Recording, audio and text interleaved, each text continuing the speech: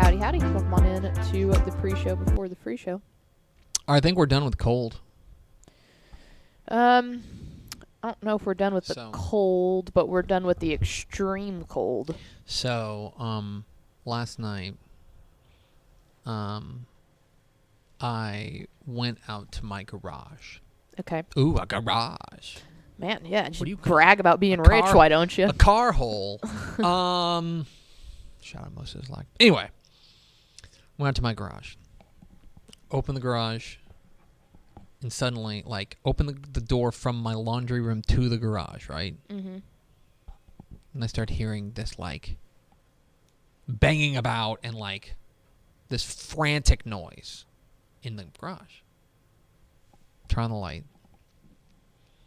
There's a bird in my garage. Oh, now, the garage door was open, so he didn't sneak in. Yeah, I know how he got in. And the garage door was open. Okay. I was like, oh, okay. Well... he was obviously between the garage door and the ceiling, right? And so I was like, okay, well, buddy, I'm gonna close the garage door on you, and you're gonna need to get out. So I hit the garage door, closed the door. Then I went out there later to go get something from we have one of the mini fridges in the garage, right? Went out there, and there was nothing going on. I was like, oh, okay, well, he flew out. So then my wife goes out there about 30 minutes later. And she goes, hey, I don't have my contacts in, but there's something on the ground in our garage. No. I'm like, okay. Go out there. Bird. Just sitting there. Oh, sitting. Hanging out. Okay, I thought you were going to say he was He had dead. found a way to stay inside. Nice. But then it's like, okay, dude. I open the garage door, and I'm like, go. Get on out of here. And it becomes very apparent through my interactions with this bird. It looked like a pigeon-ish, but I don't know, maybe it was like a gray bird, but it wasn't ugly like a pigeon. You know what I mean? Like a grackle? No, it wasn't like a grackle. Like a gray bird. Just a normal bird. It looked like, just like bird. It was just bird. But it became very apparent that he knew what he was doing. Yeah, he didn't want to be cold. And he's like, I'm going to stick around in here. So, I got a broom, and I'm like, hey, dude, scat. And he would, fly up on the door again. I'm like, okay, dude, brrr, I rattle him around, stuff like that. But he's staying in the garage. Oh, that rocks. So then he gets, close to that, to the door to our laundry room, right? And I'm like, bro, this ain't going to work. So I, hit the thing around there, but I'm having to get progressively closer. I'm poking him, and he's not moving. Nope, you're not getting me out of here. This was his last stand. Mm-hmm. And so finally, I hit him, and he kind of flies around and stuff, and he lands near the entry, the entry to the garage door. And I'm like, all right, dude, I'm really sorry about this. I take the broom, and I gently. You're about to get PETA called on you. As gently as possible, I shuffleboard him out. So, I went to him, and I was it was curling, it was shuffleboard and stuff like that. And he didn't fight it. He was like, okay, I understand. But I think I like to believe that there was a mutual respect between us. That I'm like, dude, I understand that it's cold out there, and I understand you want to stay in this garage. Mm-hmm. And I hope you don't take this personally. But my wife is not going to let you stay in the garage. Plain and simple. For me, I'm like, whatever, dude. What are you going to do? You're going to sit on my kid's wagon? Mm-hmm. Whatever. It doesn't hurt my feelings. But, I prefer to sleep in my bed and not on my couch, and so you got to go. Sorry. Yeah. But he, when I shuffleboarded him out, it feels like we locked eyes for a minute. He looked at me, and he goes, it's not your fault. Yep. I get it. I think he understands. We all got so really, your wife and the bird have beef. Oh, for sure. My wife is not good because she's small, and it's not going to take a lot of bird to mess her up. Let me tell you something about my wife, because I do have a tiny wife. Yes. We've established this. And with that, now I'm not saying that all tiny wives are scaredy cats. Mm-hmm. I am saying my tiny wife it's definitely a scaredy cat. Is a scaredy cat. Yeah. Because anything happens in that. There's any critter she's not messing with it at all. That's fair. She's just like, nope. Like there'll be like a bug in the hallway, and she's like, Greg. Yeah. Greg. But but she also knows. Here's the other thing. Like if she was living by herself, she'd take care of it. Like screaming the entire way. But she understands that like she married me so she doesn't have to deal with this crap. Yeah. That's the purpose. Yeah, my tiny wife, Mallory Hartley, she's the same way. She knows that I'll take care of it, so she just doesn't. She doesn't. She's not into critters. Does she ask you to reach things too? Oh yeah. Yeah. I mean, she has to. She's very short. Yeah. I've gotten onto my wife now of like yelling at her. Not yelling. That's too strong. But like getting onto her. She'll like climb onto counters and stuff like that. I'm like, stop. Just you ask are for too help. old to do this. I'm sorry, honey. You're not old, but you're too old to be doing that. Yeah. You're like. Our kids need a mother, okay? And I don't want to explain to them, yeah, mommy was reaching for the peanut butter, and now it's just dad. Gone. Yeah. And now it's just dad. And so it's like, and I don't know how to cook, so. Yeah, during Christmas, a lot of the ladies in my family are very short, and so I was standing in the kitchen not really having a task to do at that point until my Aunt KK, who is barely 5 foot. She says she's 5 foot. Not 100% sure about that. Shout out NKK. She was really struggling, and I was like, I can do it. I was like, I have a job. That's my job. My job is to reach all the tall things. And then they all just like looked at me like, oh, the New York Giant, you know? Yeah, I've said this before. That my wife's entire family. Yeah, they're small. Is small. You've like, met very her small. folks and stuff. They're small, and so when I roll around, you better believe that I'm in charge of changing life. Yeah. There's a lot of tall men in my family, but Chicken's tall. Chicken and I are about the tallest. Chicken. Yeah. Chicken's taller than I am. That's my favorite. By like a lot. By quite a few inches. With all due respect to everyone else in your family, Chicken's my top ranked pickle. Yeah, I've got an offline chicken story for you that we can get to. This is not for the public. Let's go. Hit the theme expo so I can hear this offline chicken story. Pickle. Hit the air sign.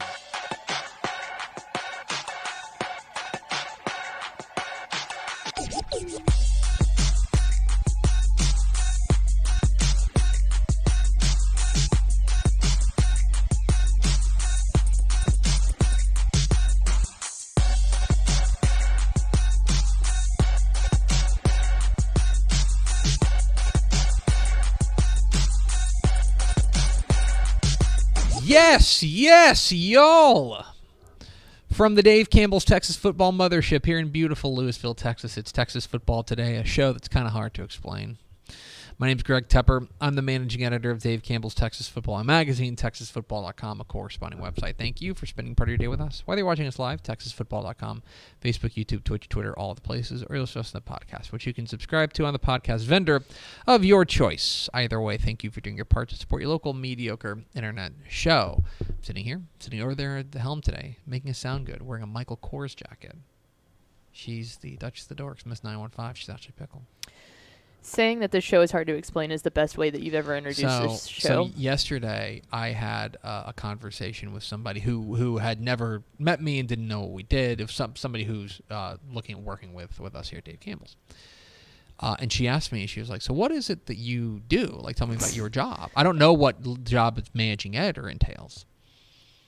And like, I got to the point of talking about this show, and I was just like, yeah, I mean, we've been doing it for 8 years, every day, and just kind of talking about football. She's like, so is there there's like a thing you do each day? And I'm like, no, not really. No. Can I interest you? All you should have done is you should have just rolled the Math Tuesday intro and been like, this is it. This is the show. Honestly, our crowning achievements, if we were like, whenever this show dies in a fiery bus crash, our legacy, in my mind, are going to be Math Tuesday. Correct. Free money. And probably that interview we did with Megan Vendemia, the person who's we're coming up like the 1 year anniversary of that.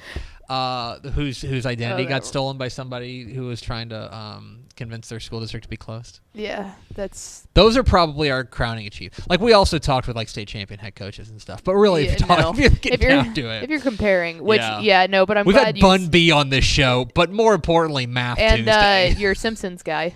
With Bill Oakley on. Yeah, that's right. We did have Bill Oakley. Yeah, no, trying to describe my job to anybody who doesn't work in this building is useless. They don't get it. It's tough. Well, and especially it's easy to explain this kind of show. My actual job of like what I do normal days. It's hard to explain Dave Campbell's to people. Yeah, because and especially hard like non-Texans. It reminds me of the Shrek scene when he's talking about the layers of an onion.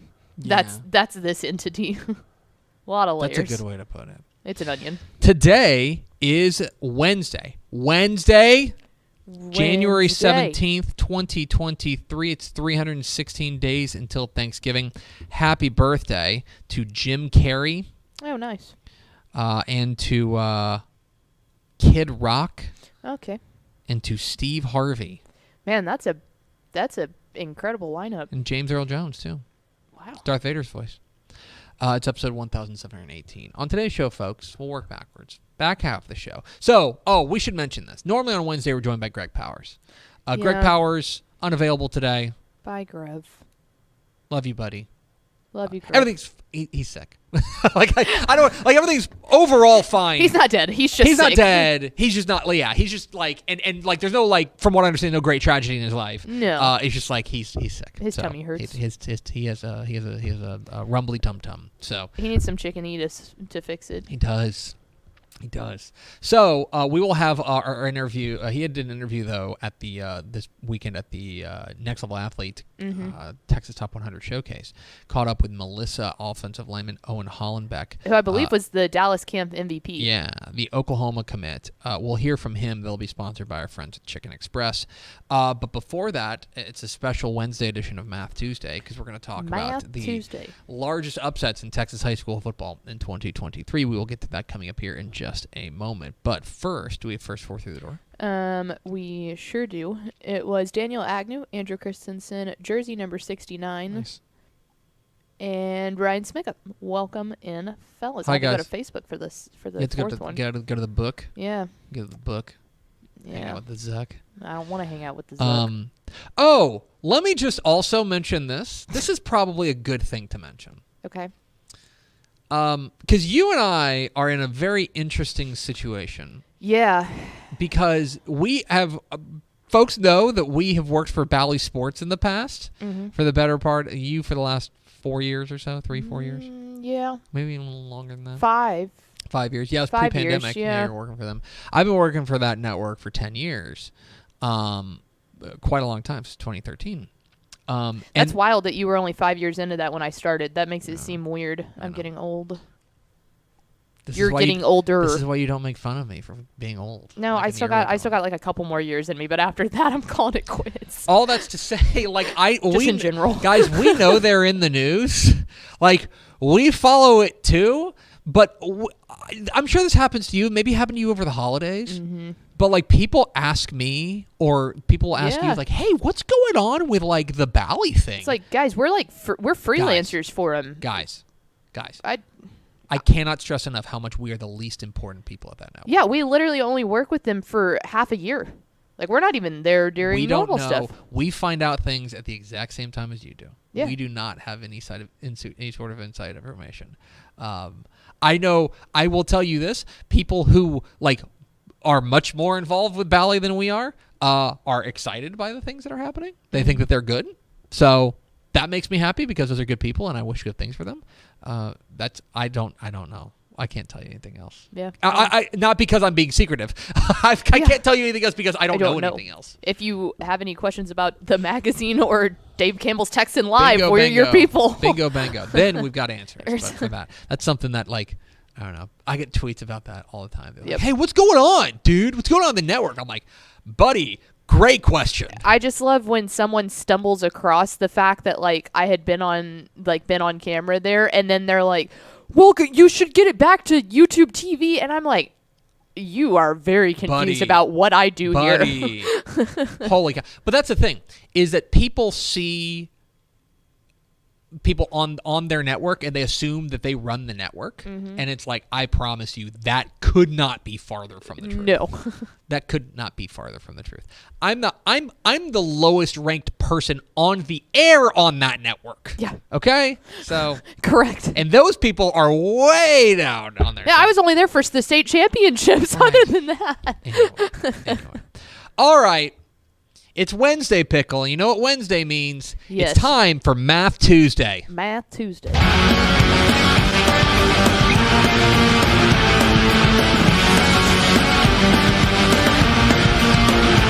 Math Tuesday. It's Math Tuesday here on Texas Football Today. Here's full transparency. Powers texted me yesterday, and he said, hey, I'm not going to be able to make it in for the show tomorrow. I'm just not feeling great. Hope you're feeling better today, buddy. Really do. I'm like, okay. So now I've got to come up with a segment. What do the people like? Well, the people like Math Tuesday, and perhaps more importantly, people like upsets. And so reached into the chamber, and I was like, all right, what do we got? What do we got in the hopper? And what we've got is a discussion of the biggest upsets in Texas high school football in 2023. People love upsets. Yes. This is one of their very favorite things. It's what makes the sport fun. It's what makes the sport fun. Because if the winner just won all the time. Correct. It wouldn't be any fun. Or the favorite, not necessarily the winner. To back up a little bit, I think people understand, people who watch this show know that we are partnered with Jerry Forrest at pigskinprep.com, our data provider.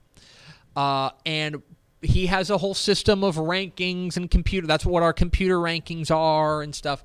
And one of the things that his computer system does is that it projects out every Texas high school football game. And it's just a formula, plain and simple, which is if and I'll make up numbers. If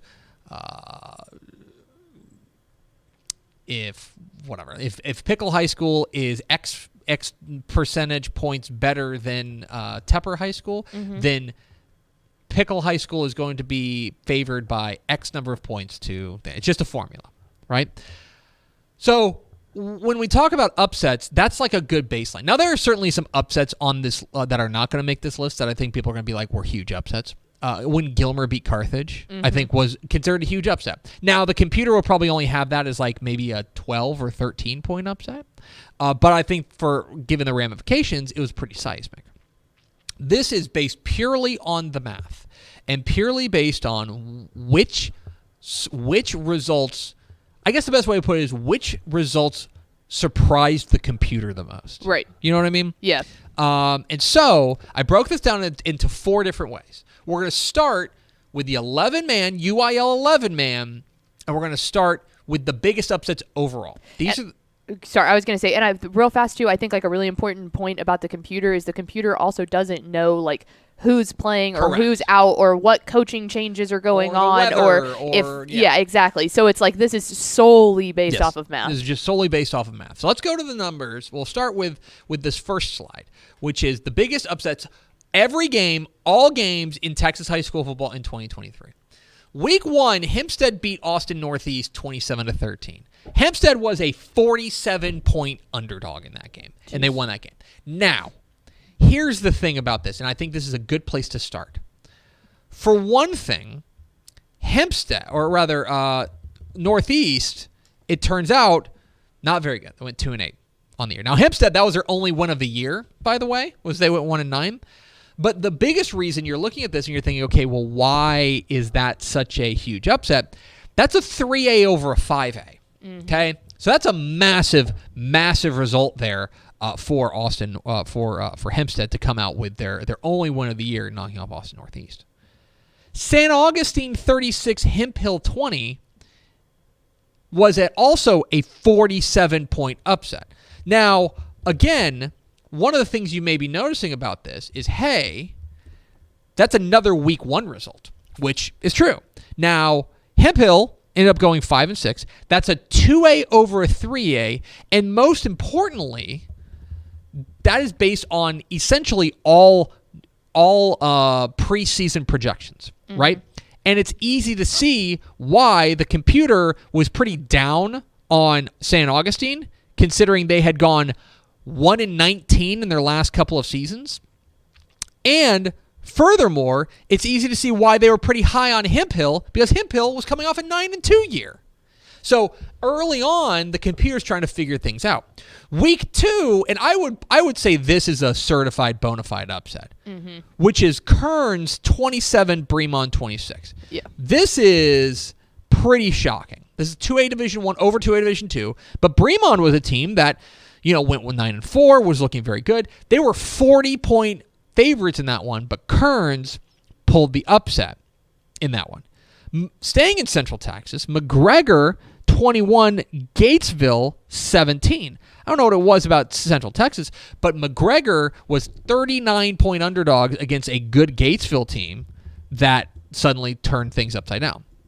And then there's this other one, which is Boys Ranch 12, Morton 2. Now, first of all, that's very odd. Yes. Boys Ranch, that was, I believe, their first win of the year. Morton came into that game at 3-0, and they were 37-point favorites in that one. And by the way, that was at Morton. To go on the road and do that was awfully impressive from Boys Ranch, a program that, again, Morton was pretty good in 2023 or 2022, and they were coming off of a really nice year, or rather, they had coming off of a nice start. Boys Ranch was 0-3 at that point, but Boys Ranch pulled the stunner. So those are the biggest upsets numerically in 11-man football across all weeks. The next one, let's go to the 6-man ranks. So in 6-man football, here were the biggest ones. The first one might catch your eye. It's a playoff game. Mm-hmm. By district playoffs, Bront 36, Rising Star 20. Now that is a certified stunner. Okay? Absolutely. Bront was a second-place team in their own district, right? Taking on Rising Star, who had won their district and was looking awfully good. Rising Star entered that game as 39-point favorites, and Bront pulled the upset. Then you bounce back to the beginning of the season. Week 1, Marfa took out Sanderson 71-28. That is, again, it turns out Sanderson was not very good. I mean, but again, we're feeling things out at that point. Marfa ended up going on to a 7-3 record. Sanderson won 1-7. So in hindsight, it's not that much of an upset, but at the time. Van Horn 46, Balmorhea 42 caught our eye at the time and continued to catch our eye. That turned out to be a pretty big coming out party for Van Horn, who was taking on a perennial power in Balmorhea, came out with a huge win. But for Van Horn, they ended up going 6-5 and having a decent year under Coach Brock Tyrell. Highland 72, Lorraine 48. Highland was a 34-point underdog in that ballgame. And it's, again, remember, prior to week 1, do you remember the last time we had seen Lorraine? State championship. They were coming off of a state championship. Now, Lorraine kind of fell by the wayside this past year. It did not go as well as in their. They went 4-8 on the year. Highland, Roscoe Highland, it turned out, that was a 1A Division 1 over 1A Division 2. But it turned out Roscoe Highland had a pretty good year, and they were arguably the best team not to make the playoffs in 2023. And then week 10, this was another certified stunner. The later you get in the year, the more it's kind of surprising because the computer has more data. But Cranfield's Gap 45, Bluffdale 34 was a 30-point upset.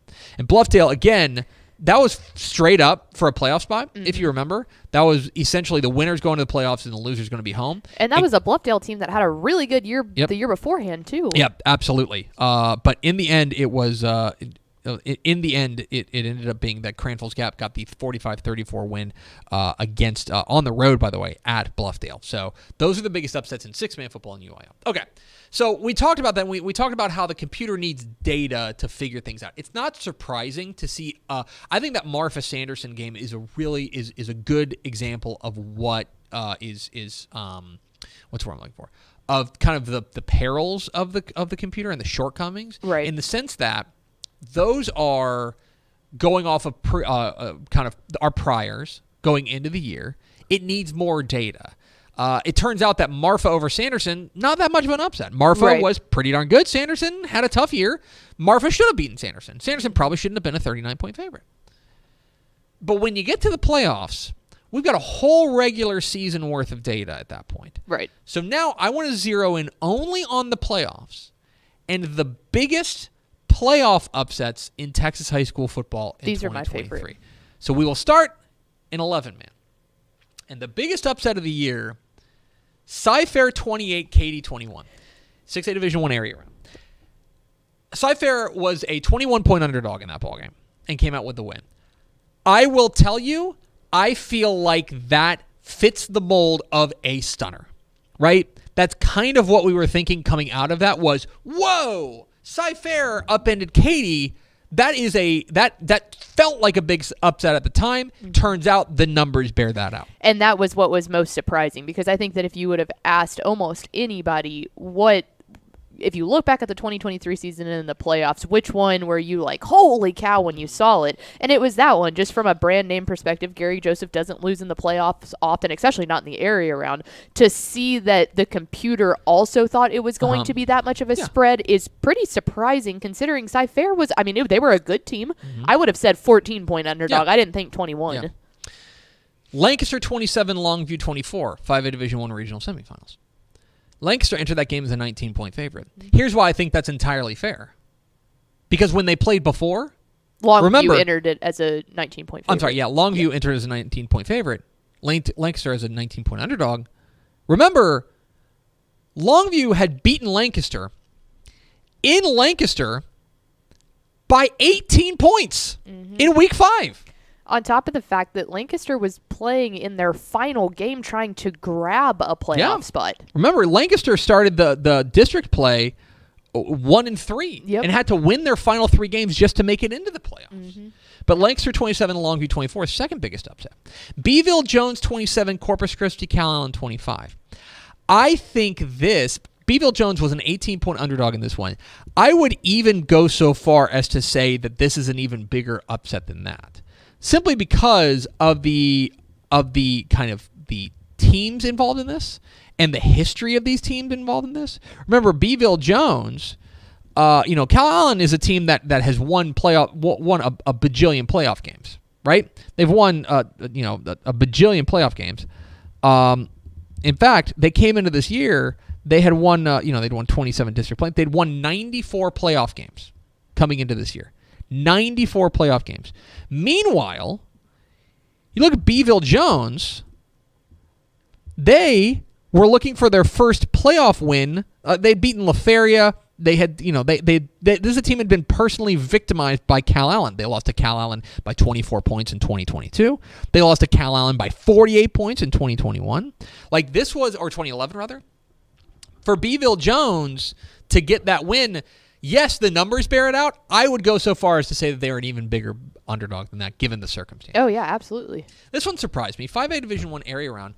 Amarillo Tascosa entered their game against El Paso del Valle as 25-point or 17-point underdogs, but then Tascosa put it on them. Now, the computer was pretty high on Amarillo Tascosa, pretty high on El Paso del Valle, and they were remember, they entered that game at 9-1, and they were pretty bearish on Tascosa. Remember, Tascosa was a team that entered the playoffs at 4-6. They had kind of been blown out against any good team they played, and yet they put their best foot forward and got a big win on the road in El Paso. And the computer, by the way, does not take into account the home field advantage in the playoffs. So Amarillo had to go to El Paso and do that. That, to me, makes it even more impressive. Mm-hmm. And then there are a bunch of games tied at 16-point underdogs, but this is the one that I think stands out the most. And it's the 4A Division II state championship game. Gilmer 28, Belleville 26. Gilmer was a 16-point dog going into that game. Which is crazy. But I think... Again, just crazy that I thought Belleville was favored. I didn't think they were favored by 16. I didn't think they were favored by 16. But Gilmer, if you remember going into that game, we had, very famously, I've mentioned this, we had real questions about them. They had gotten destroyed by Chapel Hill, right? They gotten destroyed by Pleasant Grove. They had really taken it on the chin against a number of really good teams. Belleville had looked basically perfect all year long. So it's understandable, I think, for the computer to think that Belleville was a pretty sizable favorite. But Gilmer pulled off one of the bigger upsets of the year in the playoffs by knocking off Belleville in the state championship game. So then let's go to the six-man. We'll go to the six-man. We'll go to the playoffs of the six-man. And we already saw one of them. You know it's going to be at the top of this list, and it's Brant's 36-20 win over Rising Star. Mm-hmm. That's a big upset. In that same vein, remember, this is only only 2 teams make the playoffs. So Chester knocking off Medina as 28-point underdogs in the first round, rather surprising. May and Erie County is interesting. Erie County had they won their district, but May came through a much tougher district. Mm-hmm. But the computer was really impressed with what Erie County did. So May's up was a 17-point underdog entering that game. The area round matchup between Happy and Knox City. Remember, Knox City was rolling. The team to beat. Yep. And they had they're kind of like the sexy pick to win everything, mm-hmm. right? Remember, they entered the playoffs at 10-0. They rolled past Crest in their first round playoff game. They already had wins over teams like May, Westbrook, Rankin, Kroll, Motley County. They had a really good resume. And then Happy went out there as 14-point underdog and knocked off the Greyhounds. And then finally, another second-place team over a first-place team as Silverton knocked off Amherst as 9-point underdogs. It really tails off. I think because of the only two teams make the playoffs, mm-hmm. you don't get as many big upsets. Those are the only 4 double-digit upsets were Happy, May, Chester, and Brant in the 6-man playoffs. So there you have it. The biggest upsets of the 2023 Texas high school football season. Which ones do you think we missed? What was the biggest upsets in your mind? Let us know in the comments. And that's Math Tuesday. Math Tuesday. We're Texas Football Today. We're here every weekday at noon on TexasFootball.com, talking football on the Lone Star State. You can follow us on Twitter at DCTF, like us on Facebook, Facebook.com/Dave Campbell's. Follow us on Instagram, Instagram.com/Dave Campbell's. And, of course, see us at TexasFootball.com. Coming up here in just a moment, let's hear from OU commit Owen Hollenbeck, coming off of his MVP performance at the Next Level Athlete Texas Top 100 Showcase. But first, a word from these goods and services. I feel like bustin' loose, bustin' loose. Come on, get on up. Oh yeah, get on up. Bustin' loose when you wanna sing. Bustin' loose, baby, do your thing. Talking about bustin' loose, yeah. Hi, I'm Jennifer Potter, Executive Director of Be Well Texas. Too many people are struggling alone these days, and alcohol and drug deaths are increasing. We started Be Well Texas to offer high-quality, science-based addiction treatment and recovery services anywhere, even at home. We provide compassionate, caring support, virtually or in person. In many cases, there is no cost for treatment if you don't have insurance. Really. Welcome to Be Well Texas. We're glad you're here. Wing is the largest residential drone delivery provider in the world, delivering to your home in less than 30 minutes. Order using an app just like other popular delivery services, and Wing's automated drone takes care of the rest.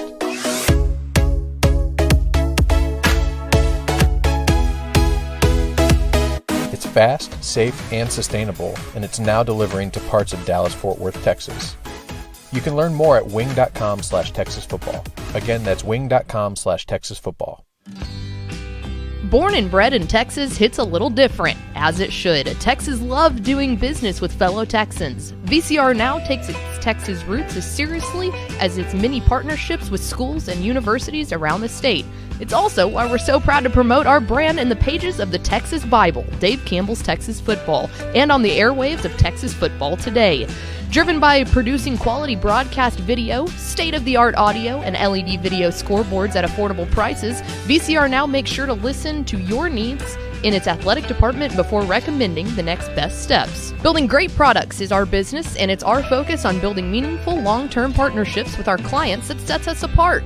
From our 24/7, 365-day help desk, the training lab in our hometown of Red Oak, or our sports marketing business plan that puts money back in the hands of our athletic departments we support, VCR Now is built to last.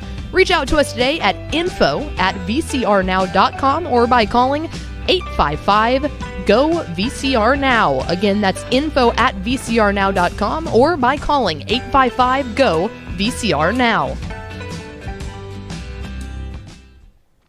Greg Powers is not here, unfortunately. It makes us very sad.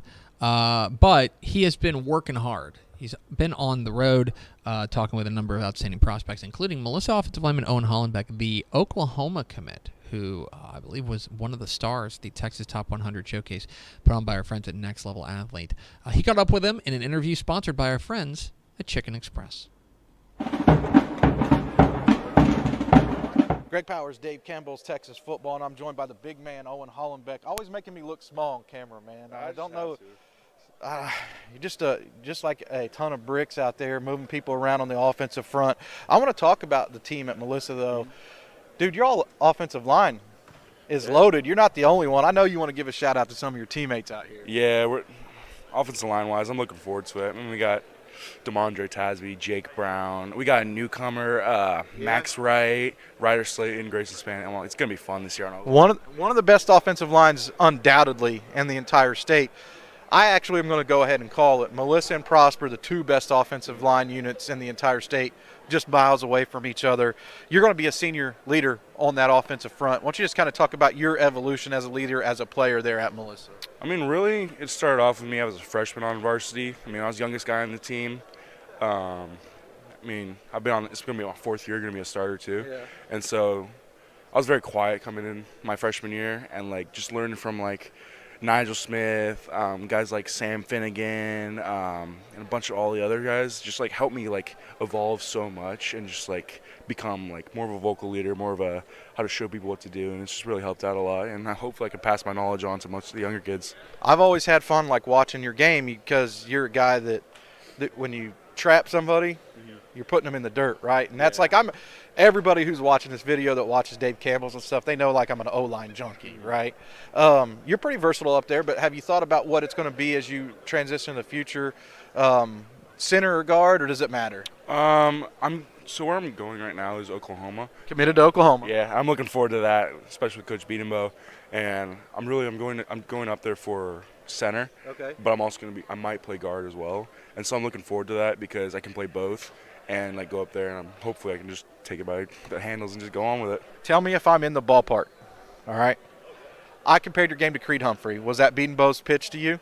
Yes, sir, it was. It really was? Yeah, I've heard a lot of that. Everyone calls me like Creed Humphrey 2.0. That's what I've been hearing a lot from the. And I'm not going to lie because I saw Creed actually when he was coming through the recruiting process. Oklahoma was in my territory at that time, and I saw Creed at the NOLA Nike camp. And I've seen you at the same camps, and like it instantly registered for me. So it's just kind of ironic and I guess unique that you ended up picking OU, and you know I saw those same characteristics, and now to hear it validates me a little bit, man. You know, and we all need that. Really though, honestly, what was it about OU that really pulled you in, wanted you to like be a part of that program?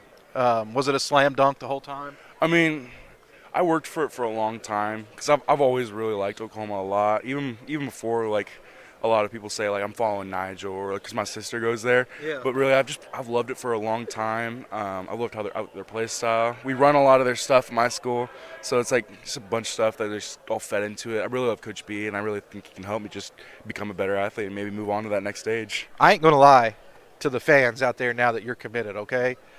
Back when y'all were going through this, Nigel told me you were recruiting him to OU. Yeah.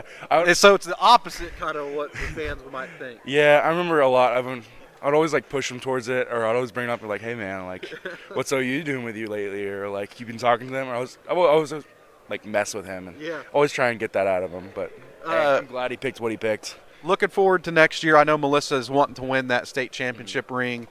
Just kind of give us like the behind the scenes. How's the team looking right now? And do you guys think that you feel that confidence coming back for next year to potentially pull that one off? Yeah, confidence is going actually really there's a lot of it right now. I mean, we got 2 new quarterbacks, and they're both great. One of them's already multiple offer type guy. He's coming in from Alabama. I've worked some center with him. I've done snaps, talked to him. He's a great guy. I've seen him work out. And then another guy come from Brewer, I think. Is that where I was? Coming from Anna. Anna. Okay. Yeah. So Jaden Sides and his brother Brett Sides, they're coming in too, and they're both great guys. So the future's bright at Melissa. I'm gonna it's on the offensive line. There's a lot of talent there, but there's other guys as well. And I know that you're hungry to look for that ring, man. Thanks for the time. Yeah. Congratulations on your commitment to OU, and good luck in the 2024 season. Thank you. It means a lot. There he is, Owen Hollenbeck, large child. Literally, that's a big dude. It's a big dude. With our Greg Powers, the Next Level Athlete Texas Top 100 Showcase. That interview presented by our friends at Chicken Express. Thanks to Chicken Express, and thanks to your gravy. Just, you know what? Shout out to the Chicken Express gravy. Agree. Today, like always. Now together. A tradition unlike any other. The Chicken Express gravy. Gotta stop using that phrase. Let's go over to Ashley Pickle for America's second favorite segment. Final thoughts. I guess just a little bit of an update here. It's looking like we're not going to have any shows next week. The scheduling, we're going through some crazy scheduling stuff of being all around the state of Texas. I have to go down to Houston for Texan Live stuff. You've got to go down to Austin. I'm out of town on vacation Monday, Tuesday. Nice. And then Thursday, I've got to go down to Austin. It's all going crazy. So yeah, it's a lot. So it looks like we're gonna be dark next week. Yeah, probably no shows next week. If we did have one, it would be Friday, and that just feels weird to do one show. So, we'll round out Thursday and Friday of this week. But then we'll be getting excited for UIL Realignment, the UIL Realignment show on February 1st, live from Birdville. We will be there. God willing, and the creek don't rise. Yeah. Speaking of a show that was off, ROF is back this week. Oh, yeah. So 2:00, wherever you're watching this show, come back and watch Republic of Football. I can't remember exactly what they're doing, but I know they were doing a big old episode today since it's their first time back in a hot minute. So check out ROF. That's going to do it for us. Thanks for spending a little bit of your day with us. Follow us on Twitter at DCTF, like us on Facebook, facebook.com/Dave Campbells. Follow us on Instagram, instagram.com/Dave Campbells, and of course, TexasFootball.com. Thanks again to Melissa, offensive lineman Owen Hollenbeck, for being our guest. For Ashley Pickle, I'm Greg Tepper. Vince Young, please meet your Player of the Year trophy. We'll see you tomorrow for Math Thursday on Texas Football Today.